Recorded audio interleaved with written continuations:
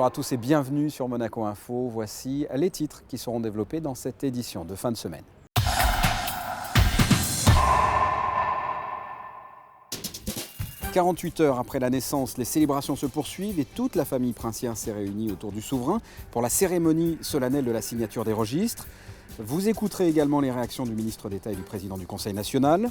Pour la troisième année consécutive, la CDE et le groupe Nice Matin viennent d'organiser la remise des trophées du club de l'Eco Monaco. La mairie renouvelle son opération du projet communal junior. Action Innocence réalisera sa traditionnelle vente aux enchères de sapins le 16 décembre, la présentation des modèles dans cette édition. Et enfin, l'Orchestre Philharmonique de Monte-Carlo a donné un concert dimanche dernier à l'Auditorium Régnier 3 dans le cadre de l'année de la Russie. 48 heures après la naissance du prince Jacques et de la princesse Gabriella, les célébrations se poursuivent et toute la famille princière s'est réunie autour du souverain pour la cérémonie solennelle de la signature des registres dont je vous propose de revivre l'intégralité. C'est dans la chapelle palatine, au cœur du palais, que se sont poursuivies les cérémonies accompagnant la naissance du prince héréditaire Jacques et de la princesse Gabriella. Les membres de la famille princière et leurs invités ont pu assister à une messe présidée par Monseigneur Barcy, archevêque de Monaco, et concélébrée par le chanoine Penzo, chapelain du palais. À l'issue de la messe, tous se sont dirigés vers la salle du trône pour prendre part à la lecture des actes de naissance princiers par le directeur des services judiciaires, Philippe Narmineau. Monseigneur, avec la princesse Charlène, tout à la bouleversante joie de sa maternité, Votre Altesse a bien voulu m'accueillir ce matin pour la présentation des nouveau-nés. Leurs Altesses Sérénissimes, la princesse Gabriella et le prince héréditaire Jacques, qui ont vu le jour le 8 décembre. Ces naissances, comme dans tous les couples, comblent de bonheur les heureux parents et sont la promesse d'une vie familiale épanouie. Elles sont aussi source d'allégresse, en particulier à Monaco. Sur le plan institutionnel, elles constituent une première dans la riche et longue histoire des princes de Monaco, dont la descendance n'avait jamais connu de jumeaux. Une légende africaine du peuple Yoruba prétend que les jumeaux sont les deux moitiés d'un esprit trop grand pour tenir dans un seul corps, et qu'il faut par conséquent vénérer. Selon cette légende, le second jumeau, moins fasciné par les affaires du monde que l'aîné, dit au premier: « Va voir si le monde te convient. Si c'est le cas, reste-y. Sinon, reviens. » Ainsi, le premier jumeau se risque à naître et aime suffisamment le monde pour y rester. Voyant que son double ne revient pas, le second jumeau décide de le rejoindre, mais après avoir pris le temps de la réflexion. La légende prétend que c'est lui le plus sage et le plus profond. Et les Yoruba le considèrent de ce fait comme le véritable aîné. À Monaco, selon la Constitution, le second jumeau de sexe masculin est l'héritier du trône en vertu de son rang de priorité par rapport à sa sœur jumelle. La règle dynastique rejoint ici la légende africaine.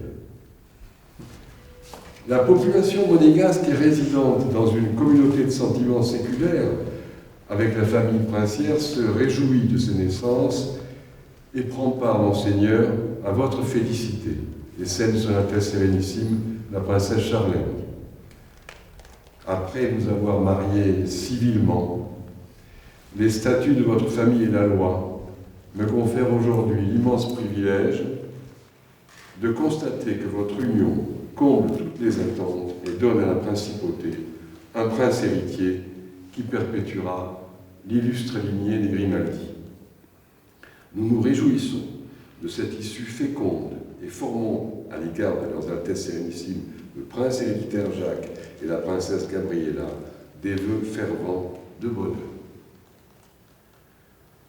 A questi piccini, ma prombeli bambini, auguro longa vita e felicità. Ai parents, bravi, van tutti i miei congratulazioni. registre de l'état civil de la famille souveraine conservera la trace de ce jour mémorable. Avec la permission de Votre Altesse, je vais maintenant donner lecture des actes de naissance des enfants princiers. Et tout à l'heure, M. le chambellan donnera lecture des ordonnances, leur conférant les titres historiques attachés à leur personne. C'est une partie un peu plus formelle et qui, par la force des choses, contient quelques éléments de répétition, mais je vais essayer de faire au mieux pour abréger ces moments. Acte de naissance de Son Altesse Sérénissime, la princesse Gabriella Thérèse Marie. L'an 2014, le 12 décembre, à 11h30, Louis-Philippe Narmineau, commandeur de l'ordre de Saint-Charles, officier de l'ordre des Grimaldi, président du Conseil d'État de la Principauté de Monaco, exerçant par vertu de l'article 14 de l'ordonnance souveraine du 15 mai 1882 les fonctions d'officier d'état civil de la famille souveraine, nous sommes transportés sur l'ordre de Son Altesse Sérénissime le Prince souverain, assisté de M. Sébastien Biancheri, secrétaire du Conseil d'État, à la maternité du centre hospitalier Princesse Grace à Monaco, où Son Altesse Sérénissime Monseigneur Albert II Alexandre Louis-Pierre Grimaldi, Prince souverain de Monaco, né le 14 mars 1958 à Monaco, domicilié en son palais, nous a présenté un enfant de sexe féminin, premier jumeau, né en la dite maternité à Monaco ce 10 décembre à 17h04, qu'il a déclaré être issu de son légitime mariage avec Son Altesse Sérénissime Madame Charlène Linette Wittstock, princesse de Monaco, née le 25 janvier 1978 à Bulawayo, au Zimbabwe, également domicilié au palais de Monaco, et auquel il a donné les prénoms de Gabriella Thérèse Marie. Les dites présentations et déclarations, faites en présence de Son Altesse Sérénissime la princesse Stéphanie, domiciliée 32 quai Jean-Charles Ray à Monaco, de Madame Edith Bezin, domiciliée 19 boulevard de Suisse à Monaco, et du père William McCandless, vicaire de la paroisse Saint-Charles, domicilié 10 avenue Saint-Laurent à Monaco. Témoin majeur désigné par le prince souverain en application de l'article 17 de l'ordonnance souveraine du 15 mai 1882.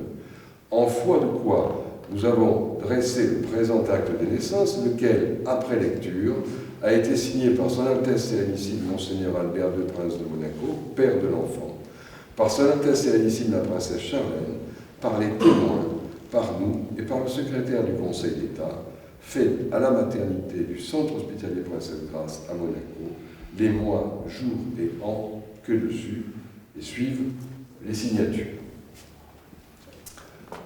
Acte de naissance de Son Altesse Sérénissime le prince Jacques Honoré Régnier. L'an 2014, le 12 décembre, à 11h30, nous, etc., nous sommes transportés assisté de M. Sébastien Biancheri, secrétaire du Conseil d'État, à la maternité du centre hospitalier Princesse Grace à Monaco, Son Altesse Sérénissime Monseigneur Albert II.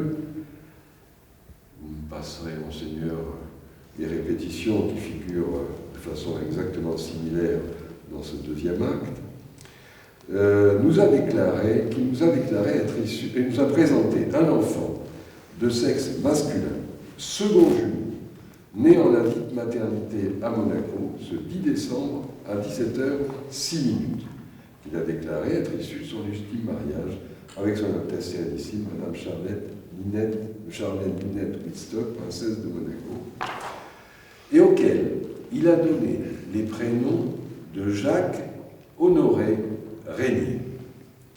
Les dites présentations et déclarations, faites en présence de Son Altesse Sérénissime la princesse Stéphanie, domicilié 32 quai Jean-Charles Ray à Monaco, de Madame Edith Bezin, domicilié 19 boulevard de Suisse à Monaco, et du père William Cadnès, vicaire de la paroisse Saint-Charles, domicilié 10 avenue Saint-Laurent à Monaco, témoin désigné par le prince souverain en application des statuts de la famille souveraine, en foi de quoi nous avons dressé ce second acte de naissance, et après lecture, il a été signé par les parents, par les témoins, et par nous, c'est-à-dire le président les secrétaires du Conseil d'État et suivent les signatures. Voilà, alors comme je crois qu'on l'a dit M. Chambellan, le prince souverain a souhaité que certains d'entre vous puissent s'associer à ces moments de joie et dans le caractère solennel de cette cérémonie puissent apposer leur signature sur ce registre de l'état civil qui conserve tous les actes de la famille souveraine depuis des siècles.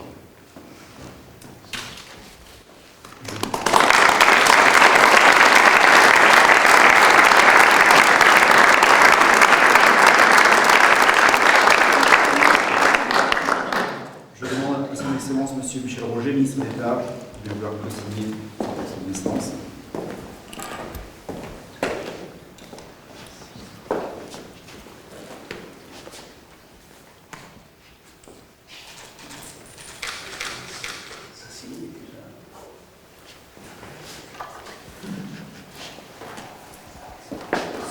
Son Excellence, Monseigneur Parsi, archevêque de Monaco,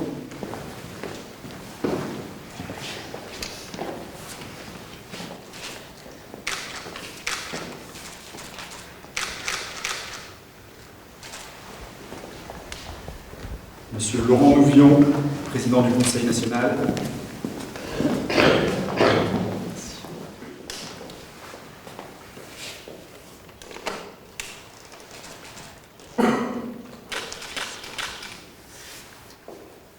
Monsieur Michel Yves Mourou, président du Conseil de la Couronne,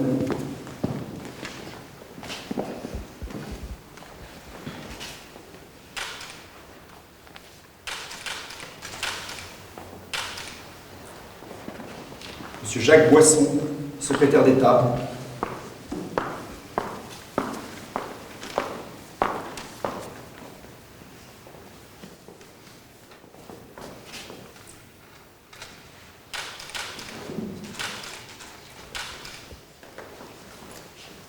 Monsieur Georges Lysimachio, chef du cabinet de Son Altesse Sérénissime le Prince,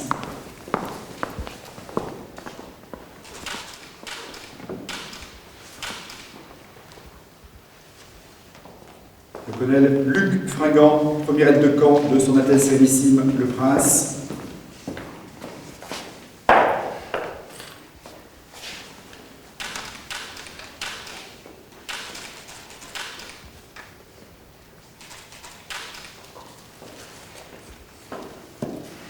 Monsieur Georges Marsan, maire de Monaco,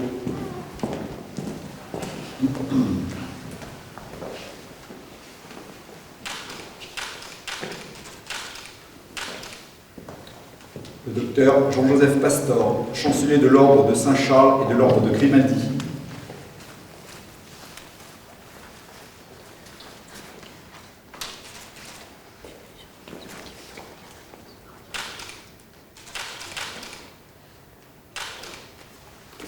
Monsieur le colonel Bruno Filippona, chargé de mission auprès de Son Altesse Sérénissime le Prince,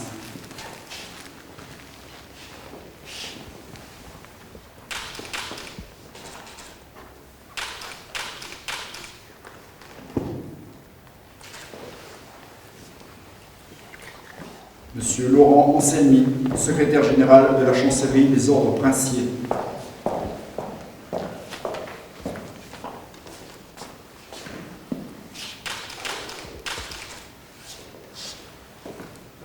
Monsieur le chanoine César Benzo, chapelain du palais,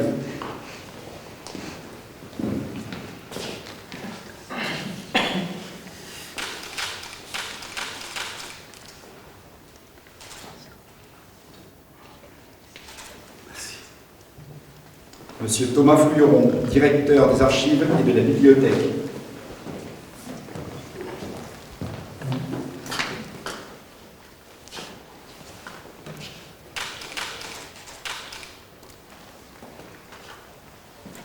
Monsieur Gilles Bandoli, régisseur du palais,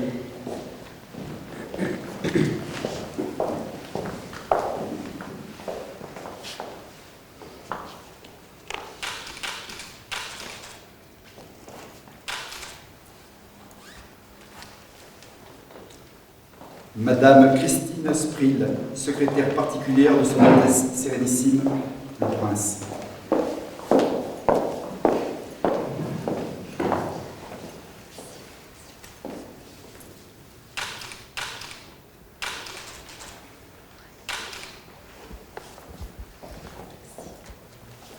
Madame Louisette Azoaguillo, chargée de mission.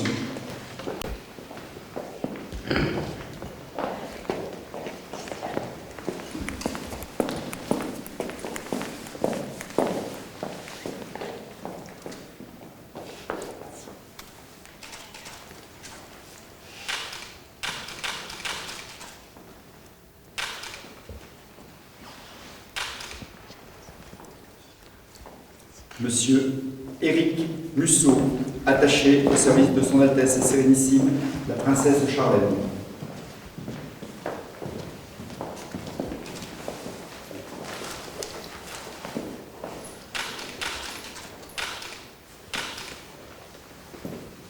Et le colonel Laurent Solaire, chambellan de son Altesse Sérénissime, le Prince Albert.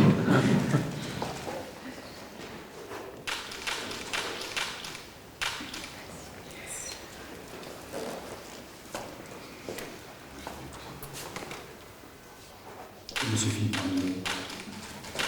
Monsieur Berthier.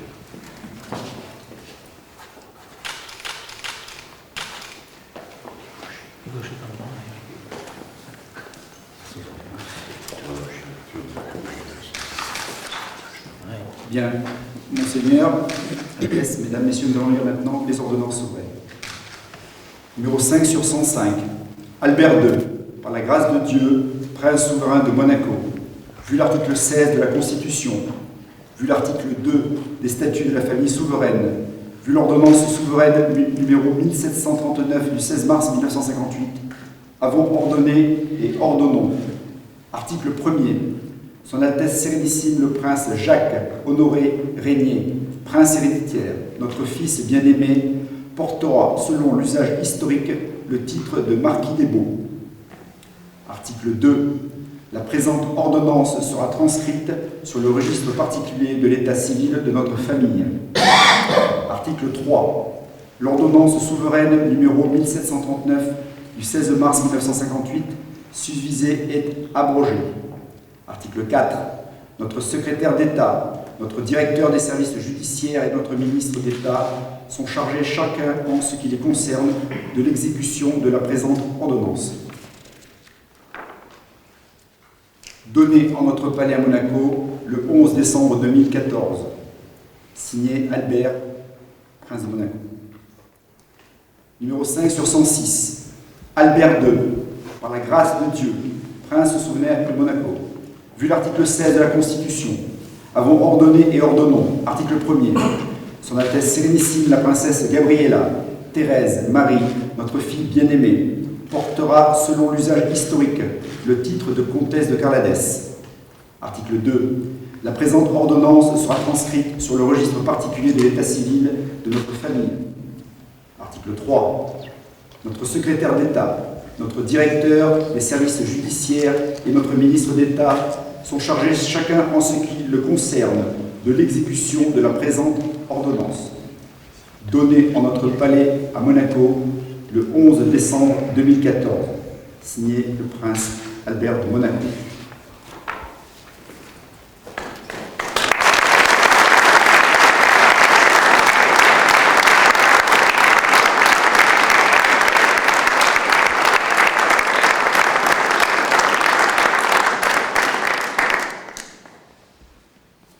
Bien, je crois qu'après toutes ces émotions, Monseigneur, nous pouvons aller dans la salle des classes pour déguster. Un toast devait enfin être porté dans la salle des glaces par le secrétaire d'État Jacques Boisson. À Jacques, au prince héréditaire Jacques et à la princesse Gabrielle. Merci beaucoup. On peut applaudir. Hip hip! Ouah! Hip hip! Ouah! Hip hip! Ouah!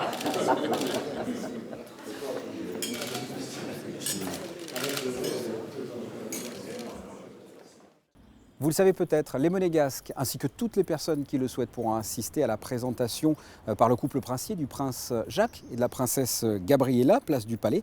La date de la présentation officielle a été fixée au mercredi 7 janvier. Le 7 janvier qui sera un jour férié pour l'ensemble des personnes qui travaillent à Monaco. Après le témoignage du souverain dans une précédente édition, je vous propose d'écouter les réactions du ministre d'État et du président du Conseil national. C'est un événement historique, c'est d'abord une joie immense que la naissance de leurs Altesses Sérénissimes, la princesse Gabriella et le prince héréditaire Jacques. Au nom du gouvernement et au mien, j'ai adressé dès hier soir à leurs Altesses Sérénissimes, le prince souverain et à la princesse Charlène, nos vœux respectueux et chaleureux de félicitations et nos vœux de bonheur aux enfants princiers. Le gouvernement invite tous les Monégasques, les résidents, ceux qui travaillent à Monaco, à partager ces moments de joie immenses. Ce sont vraiment des moments importants pour la principauté de Monaco. Je suis très heureux, très ému, d'abord pour l'ensemble de la représentation nationale, le Conseil national, et puis à titre personnel, je crois que ces naissances du prince Jacques et de la princesse Gabriella est une chose merveilleuse pour Monaco, pour le peuple monégasque, pour la famille princière. Et que vous dire, nous sommes heureux en ce jour de fête qui marque l'histoire de Monaco. Pour la troisième année consécutive, la CDE et le groupe Nice Matin ont organisé la remise des trophées du club de l'éco Monaco, trophée qui récompense des entrepreneurs monégasques. Alexandra Pani a assisté à cette remise de récompense au Grimaldi Forum. Reportage. 6 entrepreneurs de la Principauté ont été récompensés jeudi soir, salle Camille Blanc du Grimaldi Forum. Le groupe Nice Matin et la Chambre de développement économique de Monaco ont salué pour la 3e année consécutive les performances de ces sociétés monégasques. C'est à l'unanimité qu'elles ont été désignées par les membres du jury. Vous allez avoir un reflet complet de ce qu'est l'économie monégasque et que beaucoup de gens ne connaissent pas. Donc, c'est-à-dire qu'elle va être variée dans les secteurs, mais variée aussi dans les nationalités. Et puis, ce qui est intéressant, c'est que les 5 entreprises qui vont être nominées, qui vont recevoir un prix, représentent entre elles 260 000 salariés. Donc, ce qui veut dire la force vive de Monaco à l'international. Les lauréats de cette année étaient issus d'horizons variés. La Principauté accueille sur ses 2 km² plus de 4200 entreprises, très souvent tournées à l'international, à l'image d'Alliance Boots, leader dans les domaines de la santé et de la beauté, ou encore de Silversea, spécialisé dans les croisières de luxe. Maintenant, nous sommes en train de faire le programme pour 2017. Alors, le programme pour 2017, c'est de regarder Monaco comme une destination en croissance. Nous sommes en train de fusionner notre société Alliance Boots avec Walgreens, de devenir la première société dans notre secteur au niveau mondial, avec 360 000 employés et la présence dans 25 pays et avec 120 billions de dollars de chiffre d'affaires. Le trophée du Made in Monaco a été attribué cette année à la société Banana Moon qui célébrait ses 30 ans. Cette entreprise monégasque a la particularité de conserver une production basée à Monaco avec ses ateliers de coupe, de style, de sérigraphie et de couture. Il faut savoir que Monaco, c'est un pays qui est extrêmement stable sur le plan économique et sur le plan des relations avec le gouvernement. On est quand même beaucoup aidé par le gouvernement, par les facilités qu'il nous donne en tant qu'entreprise, dans les locaux dans lesquels nous sommes. Et ça permet de conserver une activité de production sur place qui est très importante parce que ça permet à la marque de se dénoter de ce que font les autres. Puisque souvent aujourd'hui les produits sont tous fabriqués en Asie, dans des pays à moindre coût, mais ils sont souvent un peu stéréotypés. Alors le fait de garder notre création et notre activité sur place permet vraiment une identité très forte à la marque et nous garantit, on l'espère, un avenir important. Ces trophées du Club de l'Éco ont également récompensé la société Noir aux Frères pour ses innovations technologiques, la société monégasque d'assainissement qui reçoit le prix du développement durable, mais aussi l'entreprise Dietzmann pour son essor à l'international. La mairie de Monaco renouvelle son opération du projet communal junior. L'objectif, sensibiliser les élèves de la principauté aux missions du conseil communal. Reportage. Le projet communal junior a vu le jour en 2012. Cette année, l'opération se poursuit avec des classes de 4e de la principauté. Mardi, les élèves de l'établissement François d'Assise, Nicolas Barré, étaient les premiers à se rendre en mairie pour découvrir les différentes missions du conseil communal. En fait, ils vont beaucoup travailler avec leurs professeurs, donc en lien bien sûr avec la mairie et surtout le service communication. Justement, ils vont essayer de proposer des projets, des idées qu'ils ont eues suite à la présentation aussi qu'on a fait là, à ce qu'ils en ont compris. Et après, ils reviennent vers nous en nous soumettant les projets qui peuvent être réalisés. Et si ça reste réalisable, on travaille avec eux donc dans le sens pour aboutir justement à un vrai projet concret. Ils nous présentent aussi en conseil en fait. L'année dernière, les classes étaient venues en conseil nous présenter leurs projets. Ils étaient tous très attentifs lors de cette présentation. Les élèves se sont montrés même curieux et n'ont pas hésité à prendre la parole au moment des échanges avec l'adjoint au maire. J'ai appris plein de choses que je ne connaissais pas, par exemple les actions des adjoints au maire, leurs postes. Et il y a eu les réponses aux questions qu'on se posait en classe, donc ça nous a bien aidé pour continuer. Et alors qu'est-ce que tu attends du projet communal junior ? Qu'il y ait peut-être un peu plus d'activités pour les jeunes à Monaco, l'agrandissement du skatepark, parce qu'il est vraiment petit quand même. Que ça avance et faire des progrès pour Monaco et que tout ça se développe. C'est des bonnes idées qu'on pourrait développer, continuer à exploiter. Déjà j'ai appris comment se composait le conseil communal, la mairie et les activités que s'occupait la mairie. Parfois je vais souvent à la patinoire ou à la piscine du port et parfois je vais voir des spectacles à la salle Léo Ferré. Lors de la précédente édition, les élèves avaient soumis des projets très intéressants, dont un concours de cuisine pour les collégiens qui a été réalisé en juin dernier. Quant à la carte Jeune Mairie, elle est aujourd'hui en cours de validation. Ces idées pertinentes augurent donc de beaux projets pour cette nouvelle édition. Le Kiwanis Club de Monaco organise, comme chaque année, sa vente de petits pains de Noël dans le centre commercial de Fontvieille. De ce vendredi à dimanche, cette vente de brioches permettra de venir en aide à des enfants défavorisés. On écoute sa présidente. Nous vendons des brioches que nous appelons les petits pains de Noël en faveur des œuvres pour des enfants dans le besoin, des enfants malades. Et ça fait une bonne vingtaine d'années, tous les ans donc, pendant 4 jours, nous vendons ces brioches. C'est une brioche délicieuse, légèrement, elle est sucrée juste qu'il faut, un peu de fleur d'oranger qui rajoute au charme, et grillée c'est encore plus, savoureux. C'est une tradition pour notre club, le Kiwanis, et j'avoue que cela nous aide à financer de beaux projets pour les enfants. En bref, du côté de l'espace Léo Ferré, la mairie a organisé l'arbre de Noël des enfants de Monaco. Tous ces enfants ont pu participer à de nombreux ateliers, de maquillage, d'un parcours gonflable. Ils sont repartis avec de nombreux cadeaux et une photo souvenir. On reste dans la magie de Noël. L'Action Innocence réalisera pour la 10e année sa traditionnelle vente aux enchères de sapins le 16 décembre prochain. 28 modèles seront proposés au public à la salle Belle Époque de l'hôtel Hermitage. Sa présidente, Louisette Lévy-Soussan-Azoaglio, et Nancy Dota vous présentent cette édition. Ces sapins seront exposés dans la salle Belle Époque de l'hôtel Hermitage 3 jours avant la vente. Donc les personnes qui voudraient les voir déjà. Mais je pense que comme chaque année, elles seront surprises par la beauté, l'originalité des choses. Nous avons un petit chœur d'enfants de l'école internationale sous la direction d'une maman, Madame Nielsen. Et ensuite, il y aura une animation aussi avant l'avenue du Prince Albert, une animation musicale.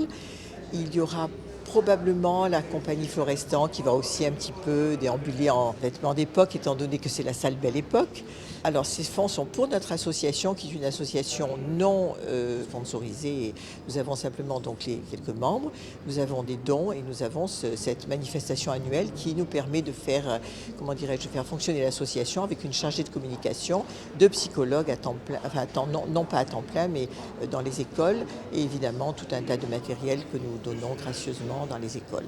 Voilà. Et cette année, donc, comme chaque année, nous allons donner un sapin, le profit d'un sapin du moins, à une association. Cette année, nous avons choisi le centre de sauvetage du Larvoto, donc, qui est dirigé par M. Pierre Frolat, qui est notre parrain.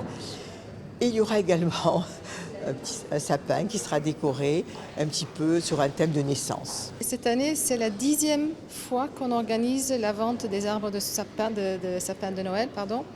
Donc si on fait les calculs, ça fait presque 300 arbres que nous avons déjà vendus depuis notre début d'existence.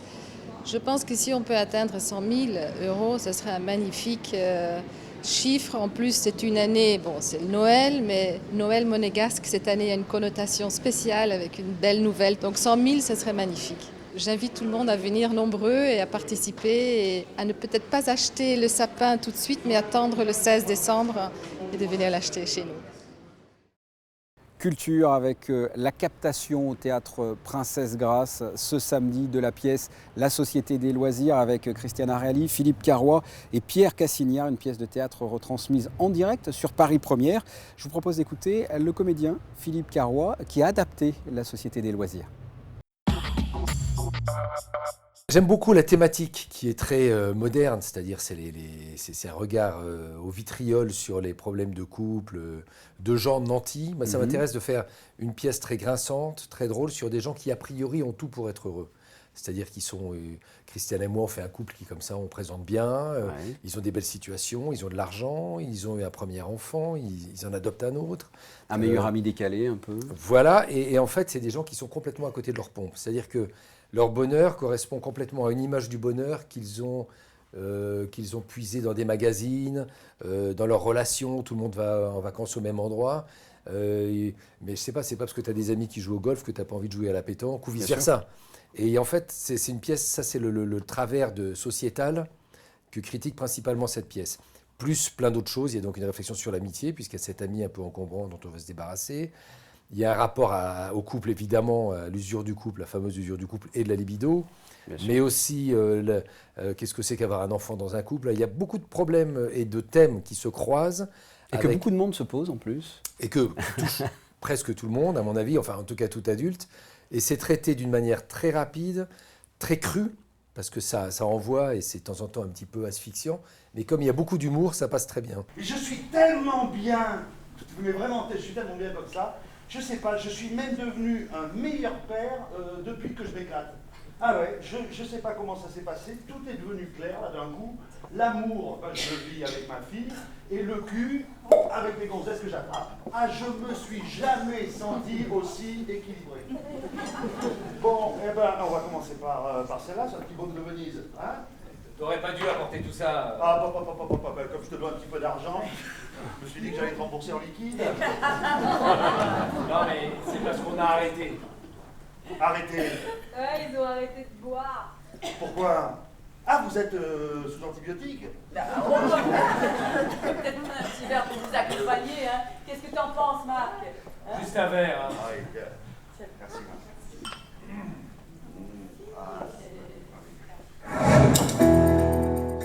Voilà, La Société des Loisirs au théâtre Princesse Grace, samedi soir. On passe du théâtre à l'Orchestre Philharmonique de Monte-Carlo qui a donné un concert dimanche à l'Auditorium Régnier 3, un concert dans le cadre de l'année de la Russie avec au piano Andreï Korbeinikov. Reportage de José Sacré.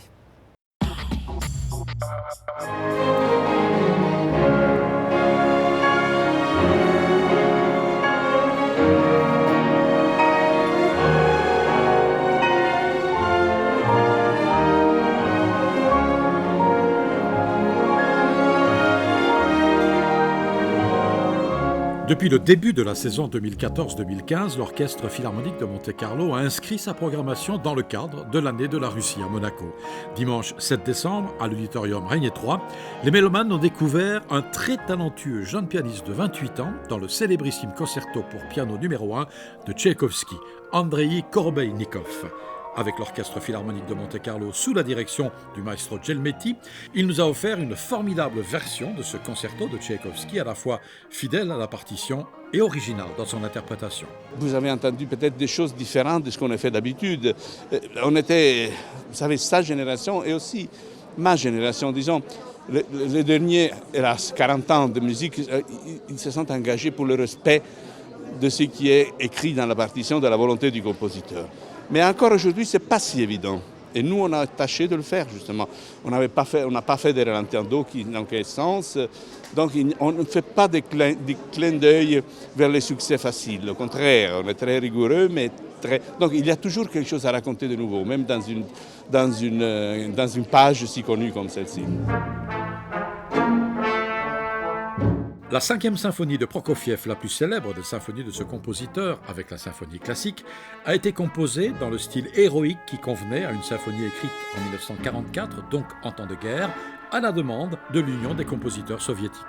Quelquefois, vous savez, les compositeurs, ils ont comme des antennes qui arrivent à transmettre aux gens des volontés qui ne sont pas écrites, ils sont derrière le texte. Et alors, cette symphonie qui apparemment doit être pour la gloire du régime, mais qu'il y a des messages qui sont ils sont derrière, ils sont sortis, mais ils sont si forts, si transparents, on les voit tellement. Moi je ne peux pas m'empêcher, dans le 3e mouvement, de ne pas voir une chose si romantique, mais je vois un goulag, je vois... Vous savez ce qui s'est passé à ce moment-là, qu'il a eu le danger de passer lui aussi. Donc. C'est une symphonie extraordinaire, vraiment. Très difficile, très longue, qui engage tout l'orchestre, qui s'est vraiment beaucoup engagé ce soir, ils ont joué bien. Vous savez, c'est un orchestre qui monte toujours, qui redécouvre sa mission, son importance. Vous savez, tous les anciens problèmes sont en train de se résoudre. On fait le nouveau concours. Il y a beaucoup de musiciens nouveaux qui sont arrivés. Je suis content de ce travail.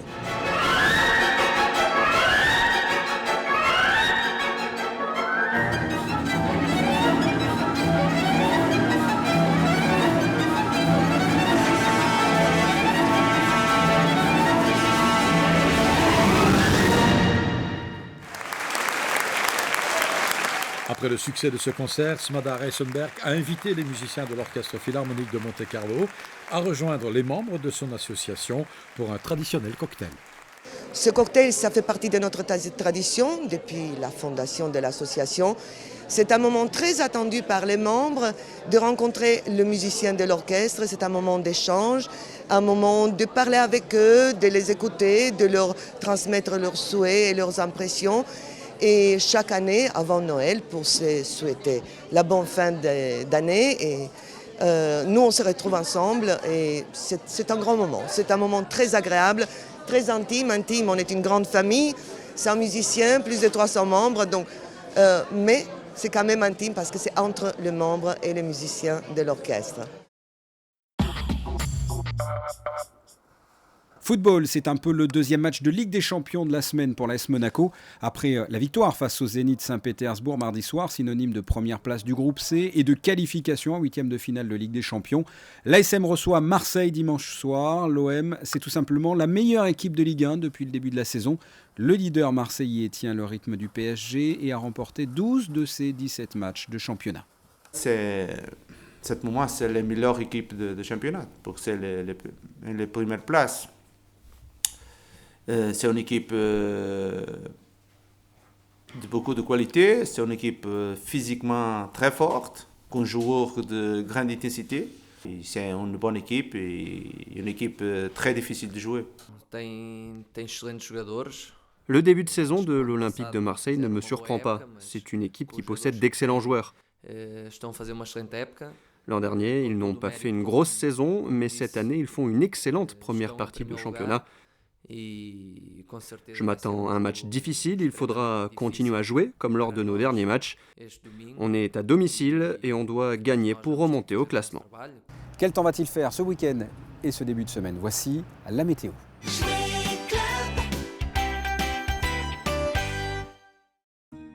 Samedi, les nuages vont cacher le soleil durant une bonne partie de la journée. Les températures seront proches des normales, de 11 à 14 degrés. Dimanche, un temps maussade, toujours des nuages et des températures presque identiques, de 12 à 14 degrés. Lundi, peu d'évolution, des nuages et quelques rayons de soleil. Les températures sont stationnaires, toujours de 12 à 14 degrés. Et enfin mardi, même chose, une majorité de nuages. On gagnera quand même 1 degré, il fera de 11 à 15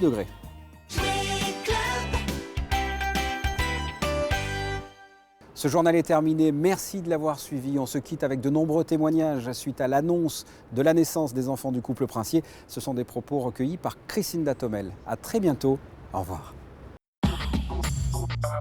Toutes mes félicitations au couple. Nous attendions tous cet événement vraiment qui rend la population monégasque extrêmement heureuse et satisfaite. Ravie, un garçon, une fille en plus, c'est fantastique. On dit le choix du roi. Plus bonne chose pour Gabriella et Jacques. Toutes nos félicitations à notre prince et à notre princesse Charlène que nous adorons. Ici on l'a fêté un petit peu le soir de l'annonce. Donc il y avait pas mal de familles, des enfants. C'était très sympa, très convivial. Felicidades a los principitos que han nacido. Nous sommes ravis de la naissance de la petite Gabriella et du petit prince Jacques et nous sommes comblés et heureux. On a entendu les bateaux, c'était super, on est ravis pour eux. Le Monaco Bar souhaite tous les vœux de bonheur pour le prince et la princesse et pour cette nouvelle bonne et heureuse nouvelle. Voilà. Queremos darle las felicidades al príncipe y a la princesa, todos nuestros mejores deseos et una buena vida para esos dos pequeños que acaban de nacer. Oh, moi je leur souhaite tout le bonheur du monde, c'est des gens gentils, des braves gens. Ils sont très contents et encore plus sont doux. C'est des gens magnifiques que j'aime beaucoup. Bravo au prince et à la princesse. Siamo molto contenti di questa nascita di questi due bambini. Très content et très heureux pour le prince. Bienvenue à Gabriella et Jacques. Félicitations pour cette nouvelle naissance et puis beaucoup de bonheur pour les nouveaux héritiers. On est content, c'est notre souverain, on est très content, voilà. Ça fait plaisir à tout le monde. Très heureux pour les parents. J'espère que tout va bien, qu'ils sont en bonne santé. On leur souhaite beaucoup de bonheur et beaucoup de courage. Félicitations au prince et à la princesse. Tous nos vœux de bonheur au prince Albert et à la princesse Charlène, en espérant que les bébés leur apportent tout l'amour que nous apportent les enfants dans l'école. Bravo au prince et à la princesse pour ces beaux bébés. Petite fille et petit garçon, ça est très belle, fabuleuse. Bravo! Auguri.